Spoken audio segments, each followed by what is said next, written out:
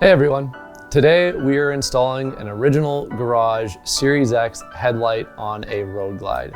These headlights will fit from 2002 all the way up to 2013.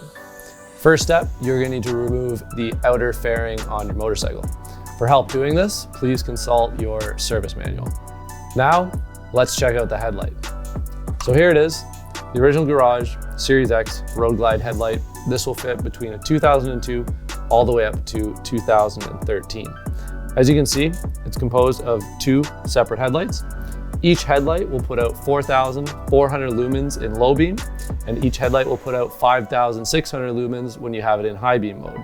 That means in low light conditions, you're gonna have excellent visibility, as well as people will be able to see you coming. Once you're ready to take your stock headlight out, pinch the three green clips and then pull the headlight forward through the front of the fairing. The next step would be to Dremel or remove the nipple from the inside of the fairing. Once the nipple is removed from the inside of the fairing, take your headlight support bracket and mark the two holes onto the fairing. Once those are marked, you can then drill.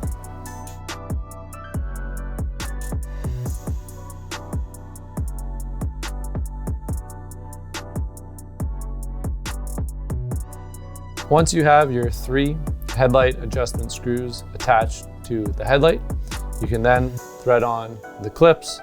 These are what hold your headlight to your fairing. To finish installing the headlight, push it into the fairing until you hear the three headlight adjuster screw clips click into place. Once your headlight is in place, you can then install the headlight bezel. After you have that on, you're ready to put your fairing back onto the motorcycle. Please consult your service manual to get that installed back on the bike and to adjust the aim of your headlights.